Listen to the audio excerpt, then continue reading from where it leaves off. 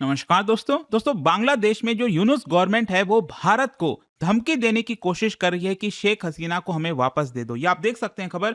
Bangladesh wants India of enmity over Sheikh Hasina's extradition demand. और मैं आपको बता दूं इसके बारे में काफी चर्चा भी हो रही है क्योंकि बांग्लादेश और भारत के बीच में एक ट्रीटी है। मैं आपको बताऊंगा वीडियो में। और इसी की वजह से कई लोग सवाल पूछ रहे हैं कि क्या भारत के ऊपर प्रेशर डाला जा सकता है।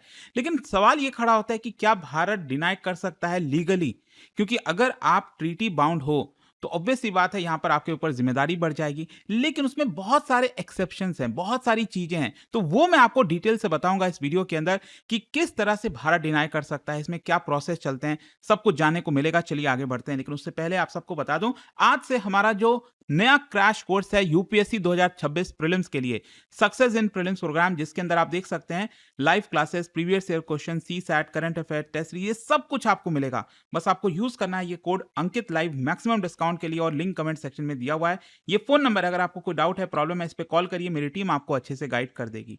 चलिए शुरुआत करते हैं। सबसे पहले थोड़ा सा बैकग्राउंड देख लेते हैं। अभी 2-3 दिन पहले आपने देखा होगा बांग्लादेश के अंदर जो इंटरनेशनल क्राइम्स ट्रिब्यूनल है, उन्होंने प्राइम मिनिस्टर शेख हसीना, जो फॉर्मर प्राइम मिनिस्टर आप कह सकते हैं, उनको कन्विक्ट कर दिया। और साथ ही साथ जो होम मिनिस्टर रह चुके हैं असदुज्जमान खान, उनको भी कन्विक्ट कर दिया कि क्राइम्स अगेंस्ट ह्यूमैनिटी इन्होंने किया है। मतलब ये चार्ज लगाया गया है क्राइम्स अगेंस्ट ह्यूमैनिटी का। जिस तरह से 2024 में पूरा प्रोटेस्ट हुआ था और उसके बाद से शेख हसीना ने क्रैकडाउन किया था, इसी की वजह से डेथ पेनल्टी की सजा सुना दी गई।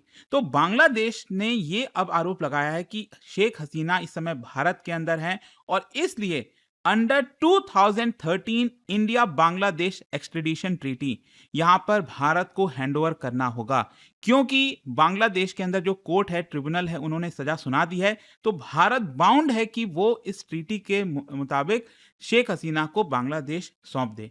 और ढाका जो है, उन्होंने पब्लिकली वार्न किया है कि भारत अगर ऐसा नहीं करता है तो इसको एक एक्ट ऑफ एनमिटी की तरह देखा जाएगा, मतलब अनफ्रेंडली जेस्चर की तरह देखा जाएगा, जिससे चीजें काफी खराब हो सकती हैं। और बांग्लादेश ने यह भी अनाउंस किया है कि वो इंटरपोल को रेड नोटिस भी जारी करेगा शेख हसीना के खिलाफ। वहीं भारत की तरफ से आप देखोगे तो देखो, भारत ने बहुत नपातुला सिंपल सा जवाब यहां पर दिया था कि as a close neighbour Bharat committed है कि बांग्लादेश के लोगों के लिए क्या सही इंटरेस्ट है उसके ऊपर ध्यान देना चाहिए। और जो भी वर्डिक्ट आया था, भारत ने इसको नोट कर लिया है। मतलब भारत ने एक्सट्रेडिशन को लेकर ऐसा अभी तक कुछ नहीं बोला। लेकिन यहां पर अब क्वेश्चन यही आता है कि क्या भारत लीगली ऑब्लाइज्ड है कि इस ट्रीटी का पालना करे, और इसके अंदर क्या क्या चीजें हैं। सबसे पहले मैं आपको बता दूं, अगर कोई भी एक्सट्रेडिशन का केस आता है भारत के अंदर, अगर मान लीजिए बांग्लादेश की हम बात करें, तो एक तो ट्रीटी यह है 2013 का इंडिया बांग्लादेश एक्सट्रेडिशन ट्रीटी, और दूसरा है भारत का एक्सट्रेडिशन एक्ट 1962 का। देखो, ये जो ट्रीटी है ना 2013 वाला, ये बेसिकली बायलैटरल है, बांग्लादेश और भारत के बीच में है। और इसके अंदर मेंशन किया गया है कि एक्स्ट्राडिटेबल ऑफेंस किस चीज में माना जाएगा, मतलब कौन से चीज को हम कहेंगे कि में एक्स्ट्रेडिशन होना चाहिए। यहां पर मैंडेटरी और डिस्क्रिशनरी ग्राउंड क्या होंगे रिफ्यूजल के लिए, मतलब अगर भारत रिफ्यूज करता है तो किस कंडीशन में रिफ्यूज कर सकता है, और प्रोसीजरल रूल्स वगैरह क्या होंगे, ये सब कुछ आपको 2013 के ट्रीटी में देखने को मिल जाएगा। और 1962 का ये जो कानून है, ये भारत ने खुद से बनाया है कि अगर मान लो कोई भी देश हमें रिक्वेस्ट भेजता है कि ये पर्सन आपके देश में है, आप इसको हमें वापस लौटा दो, तो उस केस के लिए हमने अपना खुद का कानून बनाया है कि सबसे पहले भारत के अंदर जो कोर्ट है, मजिस्ट्रेट है, वो इंक्वायरीज कंडक्ट करेगी, और उसके पास पावर होगा कि वो एक्सट्रेडिशन को अप्रूव कर सकते हैं या रिफ्यूज कर सकते हैं। और साथ ही साथ जो भी सेफगार्ड्स हैं पॉलिटिकल ऑफेंस प्रोटेक्शन को लेकर, जितनी भी चीजें हैं, वो सब कुछ 1962 के कानून में हमारे देश के अंदर मिलेगा। तो ये दोनों चीज के बारे में आपको पता होना चाहिए, जिसके तहत भारत एक्सट्रेडिशन को अप्रूव भी कर सकता है और डिनाई भी कर सकता है। अब क्वेश्चन ये है कि बांग्लादेश के इस केस में क्या हो सकता है। देखो, सबसे पहला है कि बांग्लादेश हमें एक फॉर्मल रिक्वेस्ट भेजेगा। अभी तो क्या है, बस मीडिया के थ्रू वार्निंग दी जा रही है, बोला जा रहा है,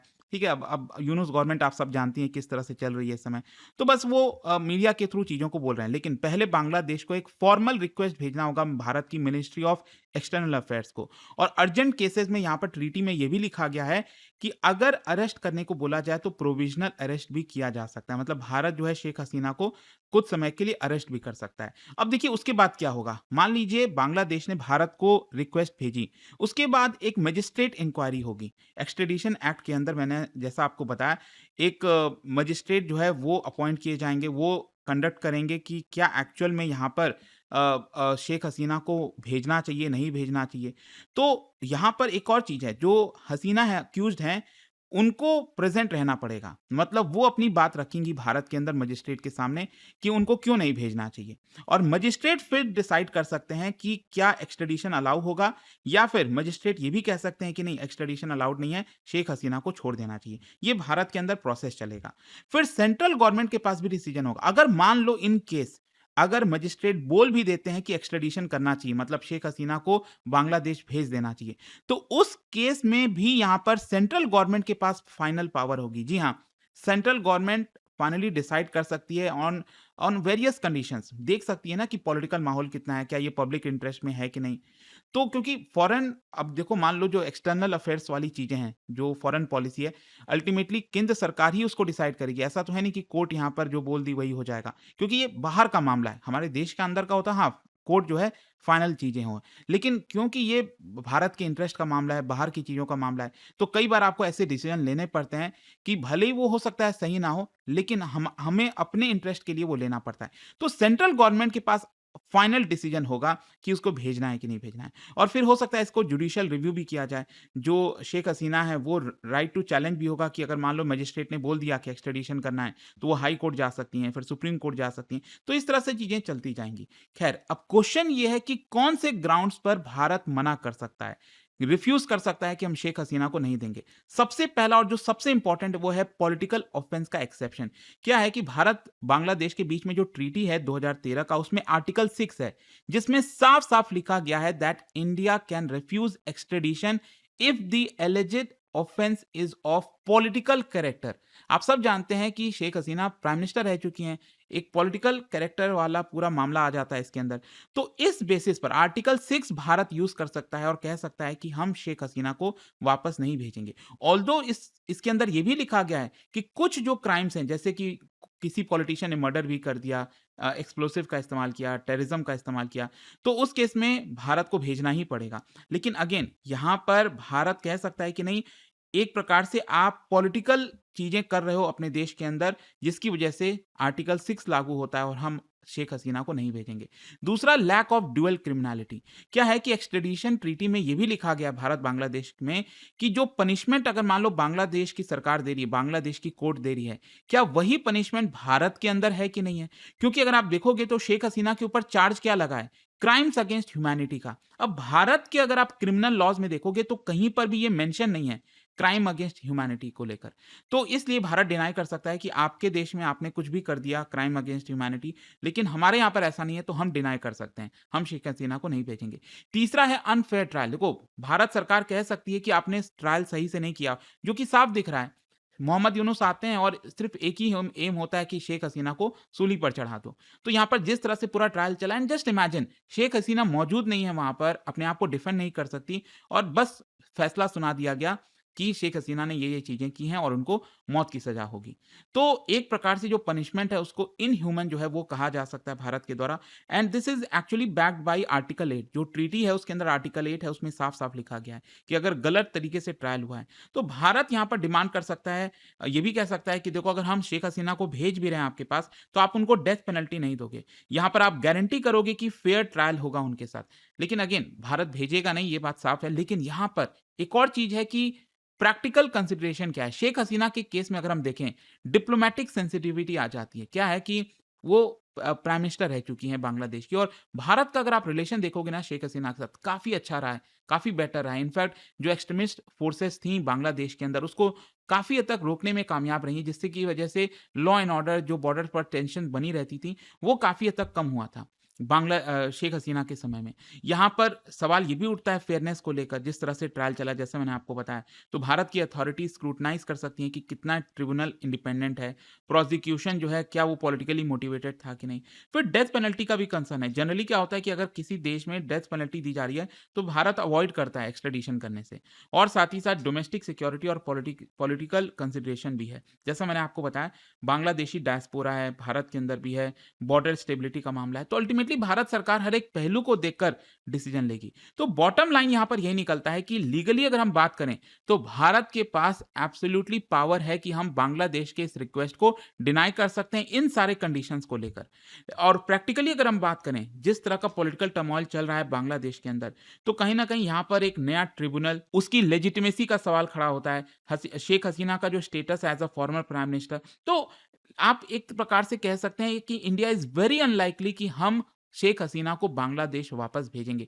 तो आई होप कि इस वीडियो के थ्रू आपको लीगल टर्म में रूल्स क्या कहते हैं वो सब के थ्रू आपको अच्छे से समझ में आ गया होगा कि क्यों भारत डिनाई करने वाला है शेख हसीना का रिक्वेस्ट। मतलब हम किसी ट्रीटी का भी उल्लंघन नहीं करेंगे और रूल्स का हवाला देते हुए साफ साफ कह देंगे कि देखो ये चीजें इसमें लागू नहीं होती हैं। और जाने से पहले एक बहुत इंटरेस्टिंग क्वेश्चन, क्योंकि हम बंगाल की बात कर रहे हैं, क्या आप बता सकते हो the first independent Muslim kingdom Bengal के अंदर ये किसके द्वारा फाउंड किया गया था? और इसका जो राइट आंसर है आप सब जानते हैं, मेरे इंस्टाग्राम पर तो मिलेगा ही, वहां पर अगर आप नहीं हो कोई बात नहीं, टेलीग्राम से ले सकते हैं इसका सही उत्तर। और दोस्तों जैसा मैंने आपको बताया, अगर आप स्टडी आईक्यू पर क्रैश कोर्स लेना चाहते हैं सक्सेस इन प्रीलिम्स का, आज से स्टार्ट हो रहा है ये। Use this code Ankit live maximum discount के लिए। और ये फोन नंबर, अगर आपको कोई भी डाउट है, प्रॉब्लम है, इस पर कॉल करिए, मेरी टीम आपको अच्छे से गाइड कर देगी।